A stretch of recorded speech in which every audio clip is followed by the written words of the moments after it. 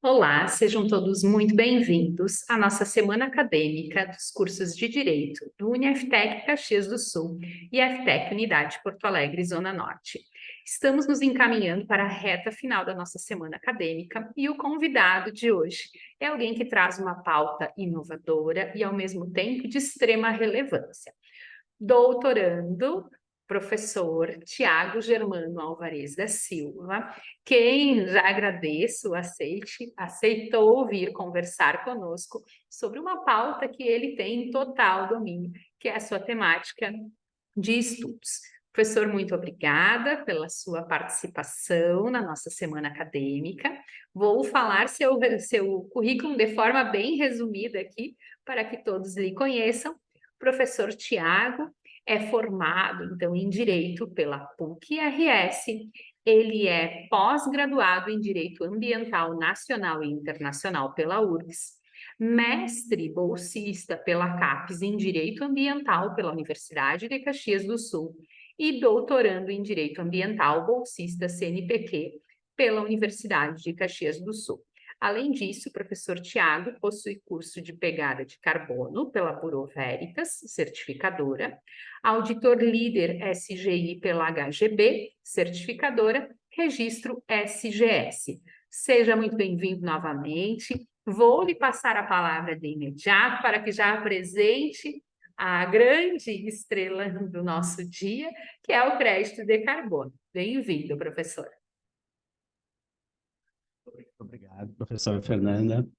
Ah, Bom dia e boa tarde a todos. Ah, Meu nome é Tiago. Eu pesquiso sobre crédito de carbono desde 2010 e de lá para cá muita coisa mudou, inclusive os interesses políticos e muito da área. Sucintamente, eu poderia dizer que o crédito de carbono ele é um sistema de precificação de, de danos ambientais. Ele é uma área nova, digamos assim, razoavelmente nova, mas ela tem um fundo que já tem um certo estofo, né?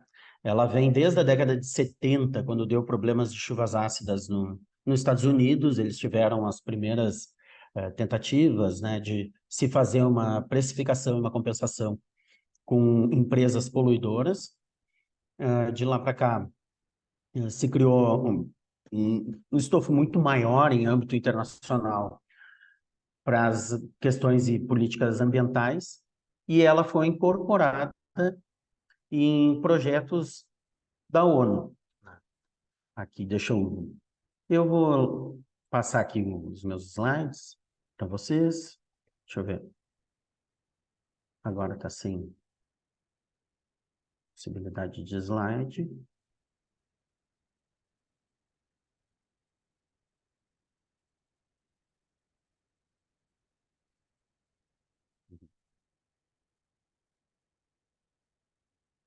Tem o share screen aqui. Tá.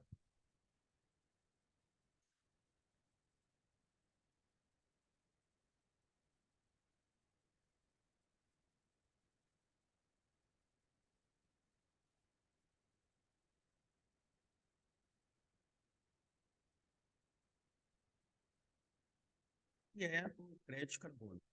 O crédito de carbono ele tem um tríplice interesse, né? Ele tem um interesse ambiental, ele está baseado em metodologias mercadológicas do comércio e também ele se baseia no direito, óbvio, nos acordos internacionais. Por isso tem uma questão política muito forte no crédito de carbono. Por quê? Ele não é uma, uma metodologia independente, digamos assim. Ele é dependente dos tratados internacionais, cada vez menos. Cada vez existe mais pressão, cada vez se tem mais regularização em relação a ESG, a questões de interesses também das pegadas de carbono, das empresas demonstrarem que não tem pegada de carbono, não tem nenhuma relação com desmatamento, também interesses da diminuição de poluição no mundo. Ele é envolvido nas questões das mudanças climáticas, né? O crédito de carbono, ele é política, direito, proteção socioambiental e comércio. Na esfera da regularização do direito, ele começa na ONU. A ONU surge em 1945. Em 1972, depois de uma crise do petróleo, ela tem a iminência de criar o Programa Nacional sobre Meio Ambiente, o Programa das Nações Unidas sobre Meio Ambiente. A crise do petróleo foi em 1970, em 68 ela já havia começado essas resoluções, então apressou para em 1972 surgir o PNUMA. Só que o PNUMA ele era muito ideológico, era muito de questões de meta-análise e tratados que diziam não obrigações, mas sim compromissos de pensar sobre o assunto. Ela começou a entender que precisava de um outro organismo mais técnico para começar a se fechar acordos mais técnicos sobre o assunto. Então, ela se juntou com a Organização Mundial de Meteorologia e, em 1988, criou o IPCC. O IPCC é o Intergovernmental Panel of Climate Change. É o painel intergovernamental de mudanças climáticas. E, assim, eles são catalogadores de pesquisas em relação a políticas ambientais internacionais. Muitas pessoas confundem o IPCC como se fosse um criador de pesquisas. Ele não é um criador de pesquisas, ele coleta as pesquisas adequadas para aqueles projetos adequados para tratados da ONU, né? Com isso, o IPCC de 72 até 88 houveram alguns acordos internacionais, só que a partir do IPCC os acordos começaram a criar muito mais corpo, né?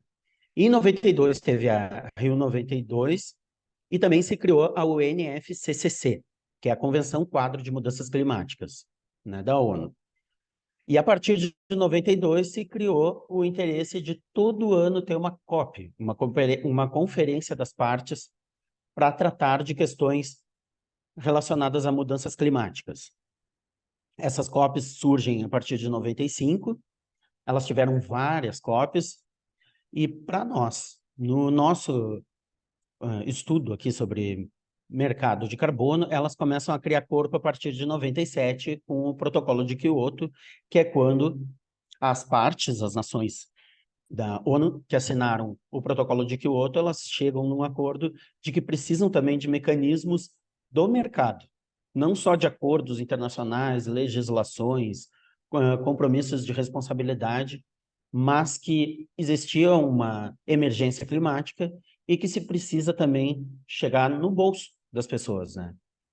Então, a partir de 97, o Protocolo de Kyoto foi criando vigor, entre altos e baixos, porque também teve muito esvaziamento, né, do Protocolo de Kyoto, mas ela teve a sua função bem estabelecida a partir de 97, teve sua primeira fase, teve a segunda fase até 2020, quando começam a ter o Acordo de Paris, né? E o Acordo de Paris foi em 2015, que aí são outros compromissos. O protocolo de Kyoto, ele teve um esvaziamento muito grande porque existia um compromisso de diminuição de 5,2% das emissões de carbono de cada país que assinou, principalmente aqueles 39 países do anexo 1, que são os países desenvolvidos. Só que essas responsabilidades, no fim das contas, elas geram responsabilidades internas para o país. Muitos desses países, eles não sabiam como que eles iam conseguir cumprir essas responsabilidades e eles esvaziaram o protocolo de Kyoto, como o caso dos Estados Unidos, da Austrália. Ocorreu também muita pressão. Hoje em dia, o G77, a China tem muita força, a China não ficou entre os países que tinham um compromisso estabelecido de diminuir suas emissões, e então começou a ser esvaziado e fizeram o Acordo de Paris, que tinha o compromisso de evitar aumentar de 1,5 grau a 2 graus a média da temperatura da Terra. Esse compromisso, ele tira de certa forma, aquela obrigação de quem estava assinando. Só que isso não é bem verdade, porque nos tratados internacionais, o que está se estabelecendo hoje em dia é que cada vez mais se tem mais responsabilidades, mais compromissos em relação às mudanças climáticas, e toda aquela experiência que a gente teve desde 97 até hoje, do Protocolo de Kyoto, ela foi aglutinada, né? Hoje em dia se tem muito mais estofo para se fazer compromissos e questões mercadológicas. Então, esses são os principais acordos para o mercado de carbono, é o Protocolo de Kyoto e o Acordo de Paris, e eles não são mais aquelas metas, mas eles são compromissos. Cada país tem o seu compromisso.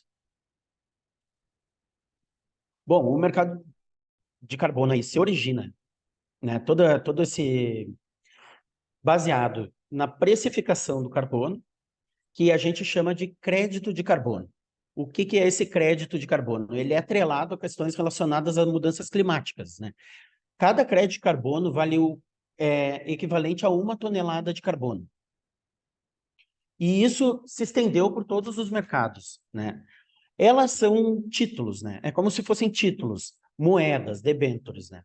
Tem valores monetários atrelados a essa quantidade, não apenas o carbono faz parte desses gases de efeito estufa, outros gases de efeito estufa, como o metano, o hidróxido fluoro, carboneto, o perfluor, carboneto, entre outros gases.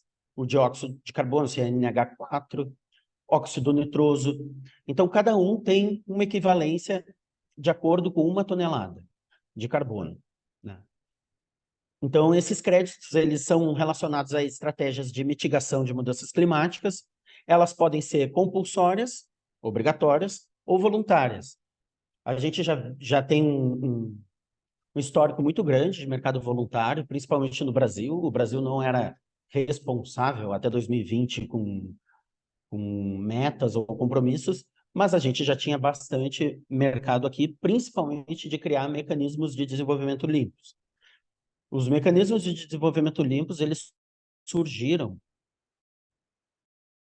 vai explicar um pouquinho mais. Antes do protocolo de Kyoto, os mercados eles eram muito desfragmentados. Existiam alguns mercados regionais, outros mercados nacionais, mas eles eram desfragmentados e sem compromissos. Eles eram mercados basicamente de compra e troca e com suas credibilidades internas. A partir do protocolo, o mercado se consolidou, né? Começou a se ter uma busca por consolidar as suas diretrizes junto com o protocolo de Kyoto. Aqui nós temos o da União Europeia, da Nova Zelândia, do Canadá, do Japão, e tem um mercado bem específico que é o da Califórnia. Hoje em dia, o mapa nacional e subnacional sobre mecanismos de crédito de carbono, além do bloco europeu, se estabelecem tanto no Canadá, em alguns estados dos Estados Unidos, o México já tem previsão, o Chile também, a China já tem seu próprio crédito de carbono, a Austrália e a África do Sul. Ele teve uma perspectiva de crescimento muito alta a partir de 2030, essa é uma perspectiva. Hoje em dia o mercado eles acordam aqui o mercado regulado com 4 bilhões de dólares, e a perspectiva é chegar a 480 bilhões até 2050. Aqui, outro dado mostrando todo o crescimento que teve de 2007 até 2019. Ocorreu essa queda em 2021, mas é uma queda do mercado regulado, baseado na ONU, porque a União Europeia entrou na sua terceira fase, e aí todo o mecanismo da ONU foi para esse mercado europeu, né? O mercado de crédito de carbono ele é baseado num princípio que é um subprincípio da responsabilidade, que é o princípio do poluidor pagador, ou seja, quem poluiu paga. Ele é um pagamento por serviço ambiental lato stricto sensu, né? Aqui no Brasil nós temos uma lei específica para pagamentos por serviços ambientais, e temos outra, que é um projeto de lei que agora foi aprovado no Senado, específico para créditos de carbono. Ele começa no protocolo de Kyoto com mecanismos de desenvolvimento limpos, que agora são chamados pelo Acordo de Paris de mecanismos de desenvolvimento sustentável. O termo ainda não é certo, porque a única coisa que a gente tem é do artigo 6.4, a gente chama dos mecanismos do artigo 6.4.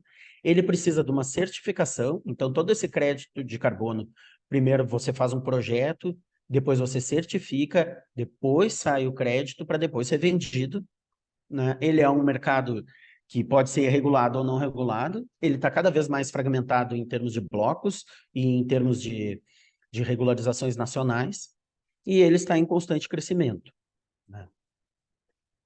Aqui é basicamente como age o mercado regulado. Ele tem o ETS, que são os planos, né, do mercado de emissões, aí os investimentos, e a partir dali, daqueles projetos, é que se faz mecanismos de desenvolvimento limpos, né, que era antes do Acordo de Paris, o Protocolo de Kyoto. Agora se chamam os ITMOs, que são International Transference Mitigation Outcomes, né? E aqui o 6.4 das reduções de emissões do artigo 6.4 do Acordo de Paris. O Acordo de Paris ele ainda não está regulado plenamente. Então, muito fica no limbo a questão da regulação baseado na ONU. Com esse suposto limbo, a perspectiva era do mercado ficar parado. O que aconteceu foi que o mercado teve um exponente crescimento em relação a mercados de bloco, principalmente da União Europeia, e de países, né? As principais certificadoras... também existe o mercado não regulado, que é um mercado que não tem um alastramento obrigacional com a ONU ou com blocos, mas ele existe, né? A principal certificadora desse mercado não regulado é a Verra, né?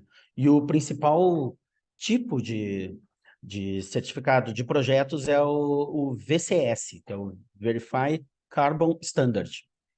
Mas também tem o CCB, que é o Clima, Comunidade e Biodiversidade, porque não basta só. Hoje em dia se avançou muito o tema, e não basta apenas saber que existe um lastro do seu projeto e que ele vai reduzir a emissão de carbono. Ele também precisa ter cada vez mais um lastro de clima, comunidade e biodiversidade. Esse aqui é o meu professor Zanqueta, dono deste slide, por isso eu deixei o rosto dele aqui. Então, essas metodologias de acreditação, elas são as principais metodologias do mundo. Também tem a Gold Standard, também tem outras, né, como o Bomitra, tem outras como a CGQ do Qatar, que ela vende muito para as companhias de aviação, né? Como o Qatar tem a Fly Emirates também, tem a Fly Aviate, tem a Qatar Emirates, ali é muito forte a questão das metodologias de acreditação e o Brasil utiliza muito no setor energético, né? Então, são muitas metodologias e a maioria delas é aceita pelas metodologias do mercado regulado. Ela tem um estofo muito grande, ela sofre constantes críticas, constantes evoluções, mas se tem, sim, um estofo bem forte dessas metodologias. E a partir do mercado regulado, do protocolo de Kyoto, surgiu também no Acordo de Paris o CER, que são as reduções certificadas de emissões. No mercado não regulado, elas se chamam VCUs ou VER, Unidade de Carbono Voluntária e Reduções de Emissões Verificadas. É importante dizer que o mercado regulado, que a gente, muitas vezes, as nomenclaturas, o mercado regulado é espelhado no mercado regulado, esse mercado não regulado. Mas existem uma infinidade de outros mercados não regulados guarda-chuvas. Aqui no Brasil, o principal é do RenovaBio, que ele criou créditos de descarbonização para o mercado de biodiesel.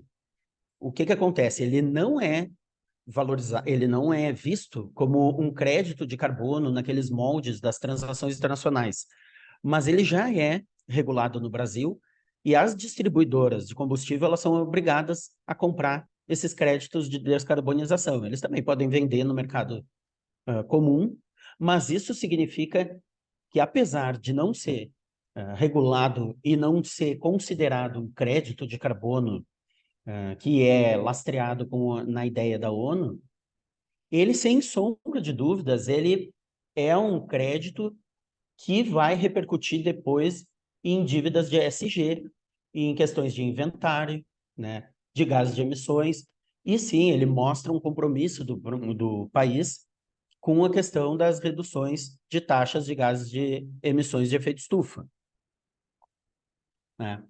Todo país, depois do Acordo de Paris, ele tem um NDC, que é o National Determination Contributions, que são as contribuições nacionalmente determinadas.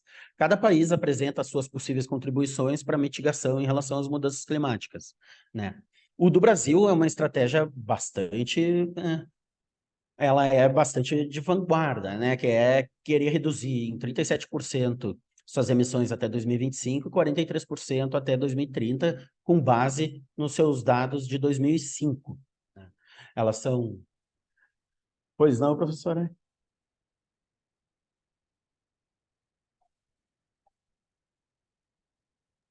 Vou fazer uma pergunta aqui, como aluna, cheia das anotações, mas uma pontualmente que eu fiquei bem inquieta. O Brasil não aparece naquele mapinha ali do slide 13, né? Como é que ele faz isso? Parei. Essa é uma boa pergunta. A gente vai acumulando informações e acaba passando. Assim, o Brasil, ele não era obrigado, como ele é considerado um país em desenvolvimento, a ter metas no Acordo de Paris, no Protocolo de Quioto. No Acordo de Paris, o Protocolo de Quioto também tem um princípio que era chamado responsabilidade comum, porém diferenciada, ou seja, os países que passaram pela Revolução Industrial, já desenvolvidos, eles teriam uma responsabilidade a mais para conduzir essa diminuição de gases de efeito estufa. Ocorre que acabou se dando um certo golpe nesse princípio. Hoje em dia ele está bem esvaziado, esse princípio, e no Acordo de Paris ele quase que não aparece, né? Esse princípio das responsabilidades comuns, porém diferenciada.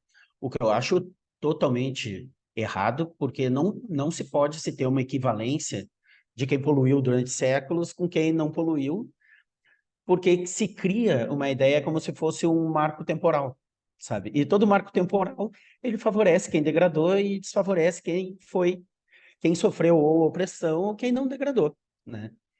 Então, os países em desenvolvimento, que obviamente vão ter que degradar um pouco mais para chegar no desenvolvimento, eles acabam recebendo essa responsabilidade. Mas cada um tem uma liberdade de fazer suas estratégias, né? O Brasil, ele sempre foi signatário do Protocolo de Quioto, então ele já tinha projetos de mecanismos de desenvolvimento limpos, ou seja, a gente criava os projetos aqui e vendia lá fora. O Brasil chegou a ser o terceiro do mundo, então ele tinha muitos projetos de carbono mesmo não sendo regulado aqui no Brasil. O Brasil sempre foi de ponta e tinha muitos créditos de qualidade. Agora surgiram certos ataques quanto às metodologias, mas não tem a ver com o Brasil, tem a ver com as certificadoras de fora. Claro que tem a ver com algumas questões de sobreposição de terras, áreas indígenas, essas questões que tem que ser mesmo refinadas, mas também a gente tem que entender que a gente vive num mundo que, mesmo tendo a importância legítima com o meio ambiente, existe sim interesse de protecionismo econômico, existe guerras comerciais, né? Existem diferenças entre blocos, seja dos Estados Unidos, União Europeia, Ásia, América do Sul, enfim. Mas o Brasil, ele sempre teve uma importância nesse crédito de carbono desde que surgiu.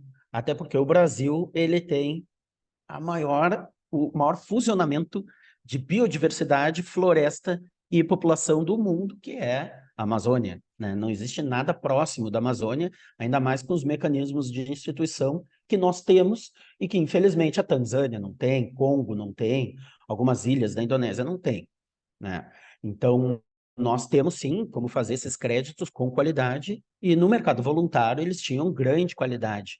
Porque uma coisa é você pegar é você dizer lá na Europa, olha, antes o meu carro poluía 10 toneladas de carbono, agora ele polui 7, então eu tenho direito a 3 créditos. Outra coisa é você dizer, nossa, eu poderia estar desmatando a Amazônia em 1 milhão de toneladas, agora eu não estou desmatando 3 toneladas, vamos supor, para botar o mesmo tamanho. O mercado ele não compra pelo mesmo preço. Quando você deixa uma floresta com biodiversidade, com população, ele compra geralmente créditos a $15. Esse da diminuição da pegada de carbono do automóvel, ele era vendido a $3. Então, existe sim uma grande qualidade no reflorestamento. Agora existem discussões sobre adicionalidades, de maiores comprovações, enfim. Mas o Brasil ele sempre esteve presente, agora com o Acordo de Paris cada vez mais, e agora tem um outro foco. Por quê? Em 2023, se estabeleceu um mecanismo de ajustamento de carbono fronteiriço na Europa. Isso significa o quê? Significa que todos os determinados setores que a Europa ela pegou e fez toda uma tipificação, eles vão ter que comprovar uma compensação de carbono e um pagamento de carbono nos mesmos modos que o europeu. Se o mercado do setor de cimento ele precisa compensar X carbonos por 90 euros, o mercado de fora ele também vai ter que fazer isso ou ele vai ter que pagar para importar. Só no setor de aço no Brasil, se estima que por ano vai se deixar na Europa 500 milhões de dólares. Né? Então, e até 2026, que a gente tem que... E a única forma que tem de não fazer esse pagamento é se o país precificar de forma específica o seu carbono. Ou seja, tendo um próprio mercado de carbono tipificado e regulado pelo Estado. Se eu entendi, então, quando eu for importar algo, eu como importadora brasileira, tenho reflexo? Não. Não, ao contrário. Me perdi aí, professor. Não, é para exportar. Ah, É então para exportar. Que eles a de gente lá, fala da importação da União. então eles ao exportarem, precisarão igualmente fazer essa compensação. Isso, quando vier, por exemplo, a França, ela importa muita soja brasileira, 500 mil toneladas, por aí. Se a soja brasileira não tiver uma comprovação de compensação de carbono, não tiver inventário, não se tiver um crédito de carbono regulado no país, ela vai ter que pagar a compensação do crédito de carbono lá da Europa e vai ter que deixar o dinheiro lá na Europa. O mercado de aço a mesma coisa, ferro a mesma coisa, cimento a mesma coisa, energias a mesma coisa, e então só na primeira parte, depois daí vai para a segunda parte em 2030, aí mais setores vão entrar até chegar a todos os setores.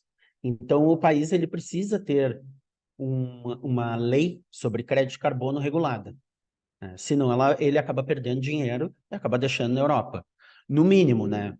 Depois as novas projeções é que eles comecem a boicotar essas importações, né?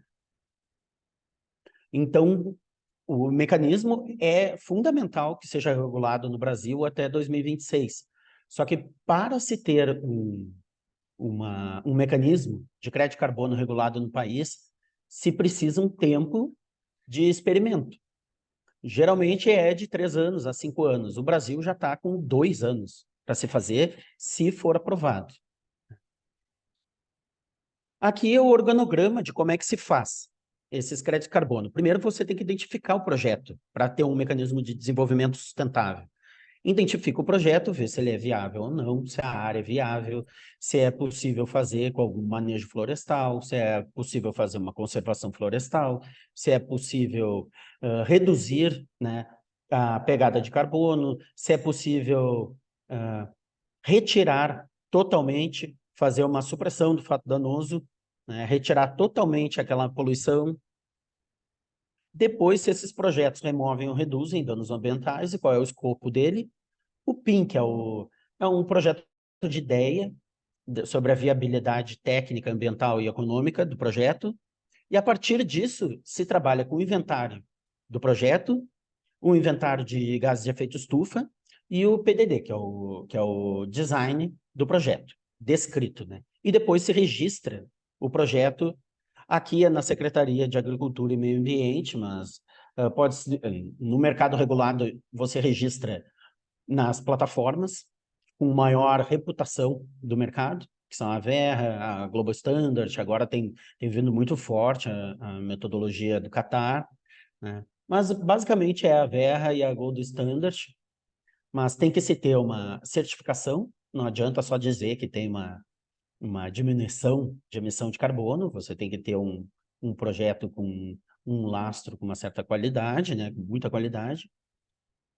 Aqui também a questão das mudanças climáticas, os principais emissores, né, do mundo hoje em dia, que é a China, que gera 12 gigatoneladas por ano, depois os Estados Unidos, depois a Índia vem crescendo bastante, a União Europeia ela faz também uma questão também, né, um ponto que deve ser observado. A União Europeia tem muitas empresas que elas vão para outros mercados e ainda não são considerados como emissões da União Europeia. Mas no futuro, provavelmente, isso vai ser acordado, né? No mundo de que as empresas que são de origem de países desenvolvidos, elas não podem simplesmente ir para outros países, poluir e o mercado delas constar lá como metas e compromissos, como se tivesse diminuído a emissão de carbono. O Brasil tem uma emissão de carbono de 1,5 giga, a maior parte dela vem do desmatamento, a segunda vem da agricultura.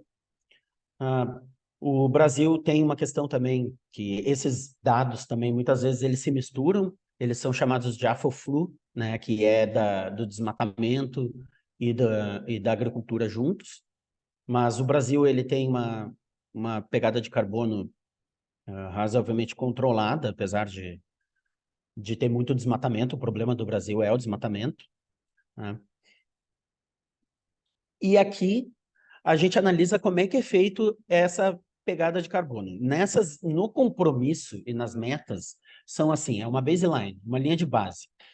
Você polui X e a partir desse X, você é obrigado a compensar. Então, os mecanismos, eles são de meta, são assim, e os de crédito de carbono voluntário você analisa seu inventário de quanto que você emite, que é X, se você consegue diminuir uma porcentagem desses X, você ganha um crédito para vender no mercado, né? O mercado brasileiro. Ocorreu um decreto 11.075, em 2022, que estabeleceu procedimentos para a elaboração dos planos setoriais de mitigação das mudanças climáticas no Brasil, institui o SINARE, que é o Sistema Nacional de Reduções e Emissões de Gases de Efeito Estufa. Ele vai ser o sistema guarda-chuva de todos os outros sistemas do Brasil sobre crédito de carbono. Tem o decreto também, ele é dividido em 4 capítulos, né? São importantes definições do crédito de carbono, o crédito certificado do SINARE, né? Tem a medida provisória 1151 de 2022, que ele estimula crédito de carbono nas florestas, alterou a gestão de florestas públicas no Brasil, a concessão, permissão de atividades de não madeireiras, né? Também ele permite também a outorga e o acesso ao patrimônio genético para fins de pesquisa, e também existe uma possibilidade de edital de concessão, ou seja, o governo brasileiro ele libera projetos de crédito de carbono e aí as empresas interessadas elas podem concorrer. Só em 2023 ocorreram esses decretos aqui também, que institui o Conselho Nacional da COP30, do Conselho Técnico da Indústria de Baixo Carbono, da Comissão Nacional de Redução de GEE. Então, toda essa corrida agora pela regularização do crédito de carbono, ela já começou muito forte agora. Agora em fim de 2022, início de 2023, e todo esse 2023 foi bem forte, sabe? Também o decreto 11.549, né, que é sobre o Fundo Nacional de Mudanças do Clima, e um decreto também que é sobre o Comitê Interministerial de Mudanças do Clima.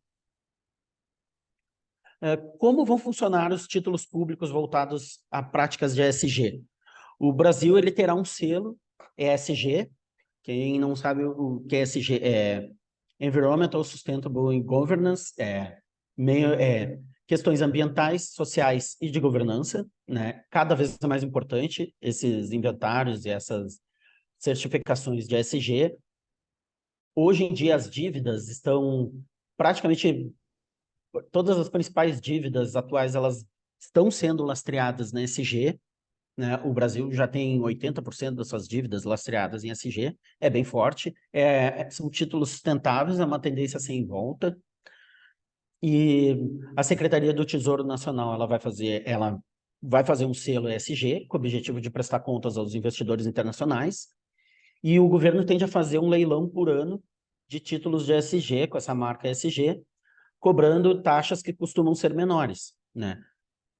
Tem dois tipos de títulos. Um é emissão sustentável, que é o modelo da Colômbia, que ele não tem lastro em nenhum projeto, ele só diz que vai ter emissões sustentáveis, e um outro que é uma amarra de recursos captados à realização de projetos específicos, né?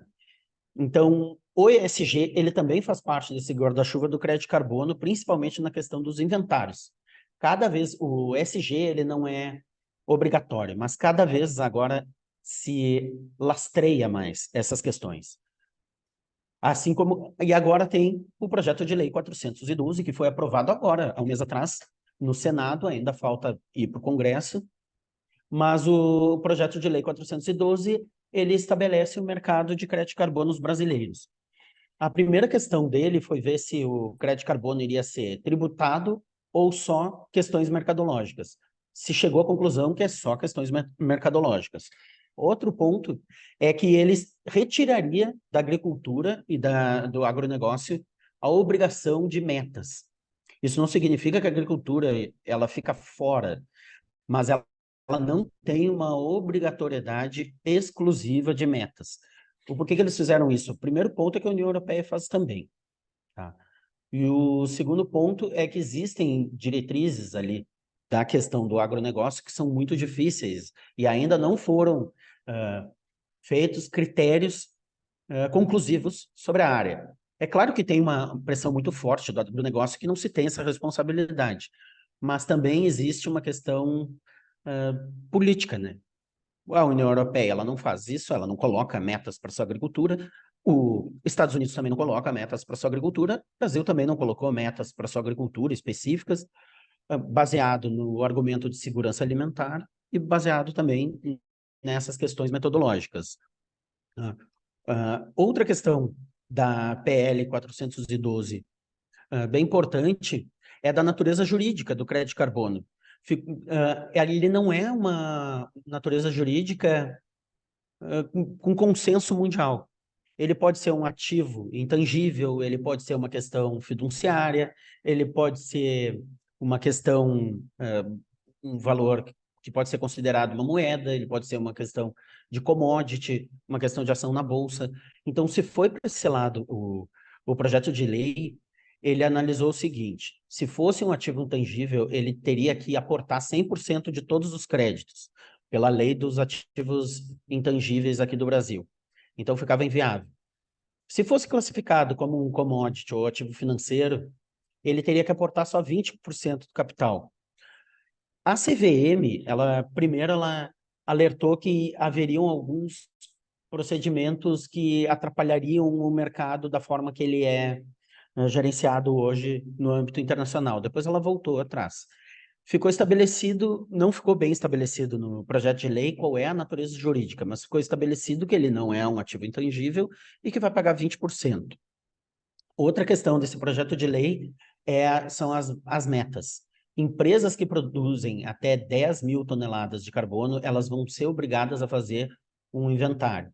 Empresas que produzem até 25 mil toneladas de carbono, não só elas vão ter que fazer inventários, como elas vão ter que fazer mecanismos ou de compensação ou de redução dessas emissões. Esses mecanismos eles vão ser estabelecidos para essas grandes empresas e o mercado voluntário ele pode aportar até 20% desses compromissos. Ou seja, as empresas que têm o compromisso de reduzir, elas podem comprar do mercado voluntário até 20% dessas suas metas. Então, vai ser uma regularização que ela vai favorecer o mercado regulado, que hoje é parado no Brasil e vai ter um aporte muito forte, mas ela também não vai excluir o mercado não regulado. O mercado regulado ainda vai ter uma força. Essas alternativas do projeto de lei, elas têm uma base até 2034, né? Mas ela tem uma iminência de ser concluída até 2026, porque a partir de 2026 o Brasil vai começar a perder dinheiro em todas as importações que ele tiver em relação à União Europeia. Bom, ficou estabelecidas essas obrigatoriedades, o mercado voluntário também vai ter o seu viés, né? E também tem outra questão que é a questão tributária, né? Foi previsto na lei do pagamento por serviços ambientais isenções de impostos. Então, criando esses registros únicos do mercado voluntário, mercado regulado, pagamentos por serviços ambientais, se extravasa esse benefício também para o mercado voluntário, esses benefícios tributários, né? Foi previsto também que o Brasil, através de uma análise, ele tem um potencial de 15% de toda a oferta de crédito de carbono mundial em soluções baseadas na natureza, que é entre 7,5 a 15 bilhões de dólares, e só do manejo, que a gente não está nem falando de florestas, a gente só está falando daquele clássico de plantar eucalipto ou teca. Existe, se o mercado ficar a 20 dólares, uma possibilidade de se chegar aí, em média, a 35 bilhões de dólares que o Brasil consiga produzir. Então, é um valor muito significativo, né, de créditos de carbono, tirando todas essas outras questões, só para ter uma noção, o mercado voluntário ele tende a ter um preço mais baixo. Tá? Preços que podem chegar de 3 dólares até 10 dólares, 15 dólares. E o mercado regulado pela União Europeia, a partir de 2020, ele sofreu um boom. Agora ele está pagando cerca de 90 euros. Então, é um mercado muito forte na União Europeia. É claro, eles tentam fechar, houve uma oposição muito forte de eles conseguirem compensar através de conservação florestal, até porque a metodologia de conservação florestal, essa é a única que eles não conseguem fazer em grande escala. Eles têm que comprar, eles acabam pegando o dinheiro que está lá, sendo distribuído entre burocratas, entre capitalistas, entre todos os mecanismos deles, eles têm que comprar fora do mercado europeu, né? E eles não têm uma tendência de ter isso dentro da Europa. Então, ocorreu uma forte oposição e ocorre forte oposição às metodologias também, de todas as metodologias, mas é do jogo, a gente tem que saber que a gente está dentro de uma Matrix, não adianta só ficar reclamando fora da Matrix, tem que jogar dentro da Matrix também. Então, esse mercado europeu, ele paga muito bem hoje, e a tendência é que o mercado chinês também comece a pagar muito bem, o mercado americano comece a se abrir um pouco mais em alguns tipos de mercado. E a atuação do advogado, essa aqui é bem importante. O que nós, da área do direito, nós podemos fazer em relação à atuação do mercado de carbono, além de estudar as metodologias, leis, tratados internacionais, além de ser um acadêmico da área, sabe? Existem vários tipos de profissionais nessa área do mercado de carbono, vários tipos de formação, e os papéis mais relevantes do advogado é identificar projetos em potencial, com a expertise legal dele, assessoramento em todas as fases do projeto, seja da prospecção do projeto, seja da análise de viabilidade, seja da descrição do projeto. Em todas essas áreas é importante ter o advogado, due diligence em áreas documentais, principalmente dos setores de ESG também, dos escritórios de advocacia, intermediação de compra e venda, porque muitas vezes elas são compras internacionais, outras vezes elas precisam de regularizações com órgãos públicos. Então, essa atuação do advogado é fundamental. Elaboração e revisão de projetos, seja projetos, processos judiciais, cartoriais, administrativos. Principais documentações dos projetos de crédito de carbono são documentação fundiária, né, rol de vários documentos, o NDA, que é o acordo de confidencialidade, que 100% de todos os projetos têm, o MOU, são entendimentos entre as partes, né, FINDERS, que são os contratos com os olheiros desses projetos, muitas vezes se compram, a gente não sabe onde tem, muitas vezes as pessoas estão lá na Amazônia, né, então você tem uma participação contratual com essas pessoas, vários projetos e contratos guarda-chuvas, parcerias, arrendamentos. O crédito carbono ele é muito vinculado também aqui no Brasil por ser de conservação florestal, manejo florestal. Ele muitas vezes é de áreas comunitárias, como áreas indígenas, comunidades quilombolas, comunidades ribeirinhas, e todas elas são permitidas, essa crédito carbono nessas áreas. Então, tem que se ter um ajustamento bem forte. Existe uma obrigatoriedade de uma consulta prévia. Ela não é obrigatória das empresas, mas ela é obrigatória do Estado, mas vocês não podem esperar isso. Vocês têm que fazer essa consulta prévia bem amarrada, de acordo com a Convenção 69 da OIT, né? Então, são diversas áreas de atuação. Tem atuação em órgãos públicos, mediação de conflito de terras. Muitas vezes não se tem conflito de terras, mas muitas vezes as comunidades, elas pensam que vão ganhar fortunas, porque elas olham o preço do crédito carbono e veem lá que vai sair 20 milhões de reais por ano de crédito carbono, mas elas esquecem que todo o projeto é muito caro, porque hoje em dia as certificadoras são todas internacionais, precisa de uma reputação, precisa ser certificadoras com um estofo reputacional no mercado internacional, e também tem o dinheiro o lucro das empresas que estão investindo, né? Então, isso existe muitas vezes, esse conflito da participação de lucros. O advogado é fundamental, né? A mediação dessas sociedades em conta de participação, as certificações. Aqui no Brasil vai haver uma corrida por certificações. Por quê? Porque todas as certificações de estofo, elas são internacionais. Elas são caras. O Brasil, ele precisa certificar. Hoje em dia é muito difícil um projeto com pouco volume de crédito carbono conseguir ter viabilidade econômica no Brasil, porque essas certificações são caras. Com a regulação do mercado, ela vai começar a ser mais barateada. Com essas certificadoras brasileiras se diminui mais ainda esse valor da certificação. Então, vai haver, sim, uma questão de certificação. Tem uma importância muito grande das universidades em cima da certificação, seja para a criação de novos projetos, seja de certificação de projetos internacionais, de tipos de projetos já que são consolidados no âmbito internacional. Então, tem auditorias de verificação, monitoramento e certificações.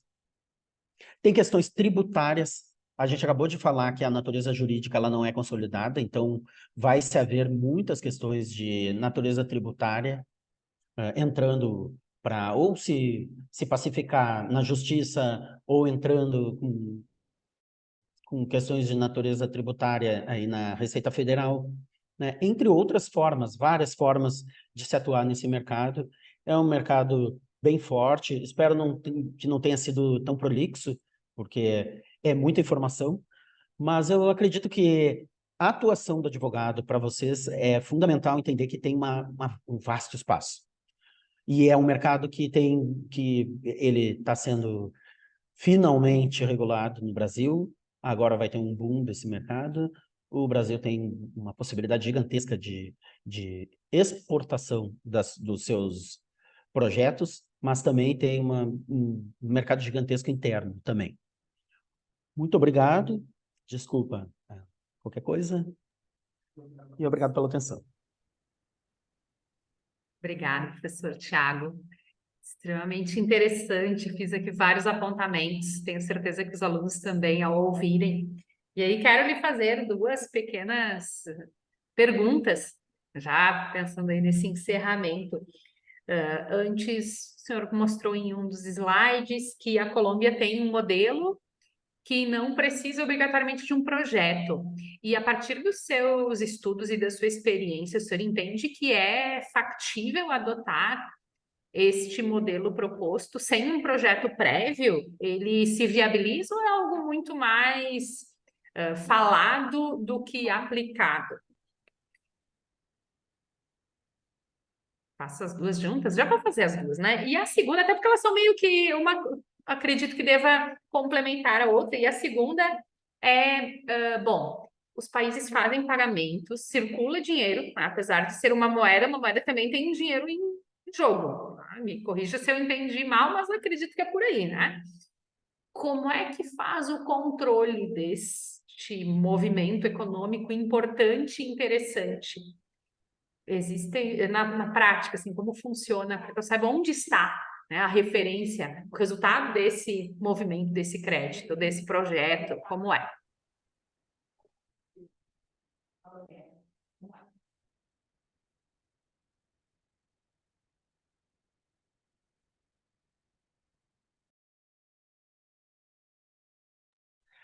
Bom, são duas perguntas. Assim, em primeiro lugar, aquele projeto da Colômbia, ele não é um projeto de crédito de carbono, que não é lastreado.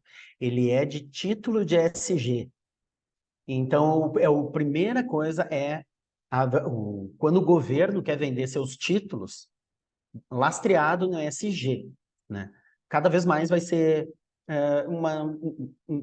o normal do mercado, né? Com títulos de ESG, com compromissos de diminuição. E isso pode ser depois lastreado para o país comprovar que ele está cumprindo os seus compromissos no Acordo de Paris. Então, essa questão da Colômbia, as duas formas, uma que é da Colômbia, que você vende um título ESG e diz, olha, eu tenho uma ESG, mas ainda não tenho um projeto.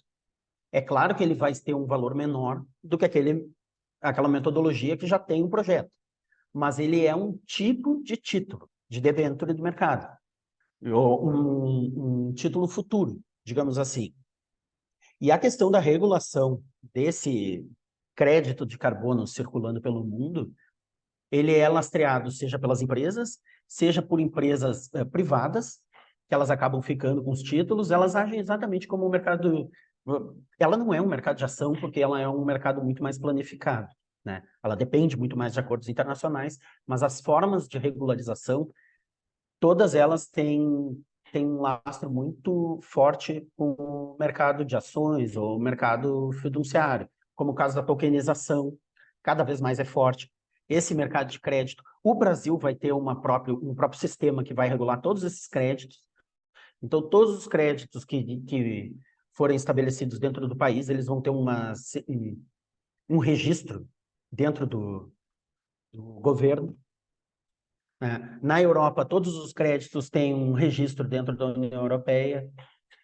Nos mercados americanos, esse registro ele também é feito dentro das instituições que trabalham com esses mercados. Então, o registro ele é muito próximo desses registros de commodities, de compras e vendas futuras, né, de debêntures. Então, esses registros não são digamos, é o que mais se avança, né, no mercado, porque ninguém quer fraudes desses registros, já ocorreram roubos desses registros na primeira fase do protocolo de Kyoto, lá na Europa, na primeira fase do, do crédito carbono europeu, perdão, já ocorreram roubos de hackers, né? Então, eles começaram a aprumar esse mercado. Tem uma questão do lastreamento agora com a tokenização cada vez mais forte, e também tem empresas especializadas nesse aspecto da circulação dos créditos. Também no mercado normal, os créditos não necessariamente eles têm prazo, eles têm validade. Mas no mercado, eles chamam de vintages. Quanto mais antigo for esses créditos, menos valor eles têm, né? E isso tudo é lastreado. Se você fez um crédito carbono em 2022, em 2026, provavelmente alguém fora do país não vai pagar a mesma coisa que o crédito carbono que estava produzindo em 2026. Então, ele age muito, ele tem essa pegada de commodity também, sabe? Ele é uma coisa misturada, assim. O crédito carbono, ele nasce como uma moeda, um padrão ouro, exatamente como era antigamente a moeda, o dólar, né, que era lastreado no ouro. Quando ele entra no mercado, ele age muito parecido com commodity, mas ele é uma compra e venda de valor mobiliário, né?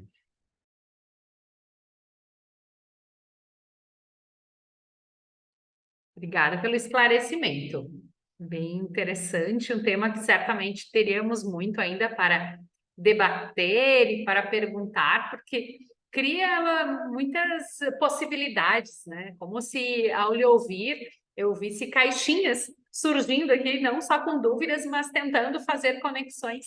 A sua fala também me remeteu à Lei Geral de Proteção de Dados do Brasil, que veio por conta de uma necessidade da União Europeia. Me parece que agora é meio que parecido, né? Quando vem aí esse projeto de lei, ele não é tão genuíno nosso, mas quase que uma obrigação para que a gente siga os fluxos de comércio exterior com a Europa e as relações com os países. Não sei, estou viajando muito aqui, para parar, né?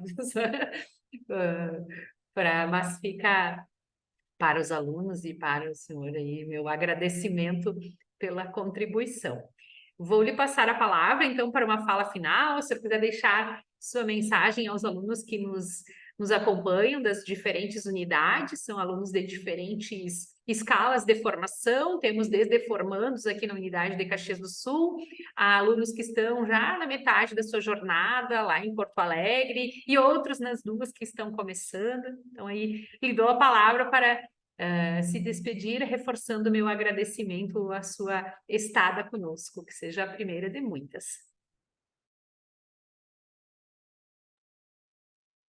Muito obrigado, professora.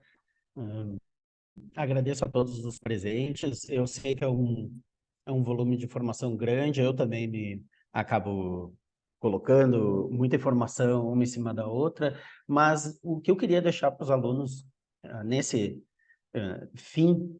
o fim da nossa conversa, é que o mercado precisa muito de pessoas qualificadas, o mercado precisa muito de pessoas formadas em direito, e não tem volta. A questão da ESG é fundamental como base.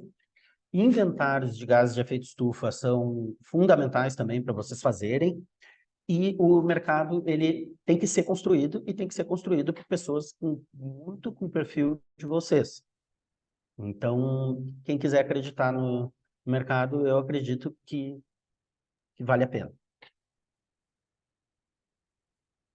Bom, então, obrigado novamente, obrigado aos alunos que nos prestigiam através da visualização do canal do YouTube. Eu vou encerrar a transmissão dessa nossa live, reforçando o convite para o professor que retorne para as nossas unidades, Porto Alegre, Caxias, Bento Gonçalves, Novo Hamburgo, estão todas de portas abertas aí para a sua vinda sempre que possa estar conosco. Um abraço a todos, pessoal, e seguimos nas demais atividades.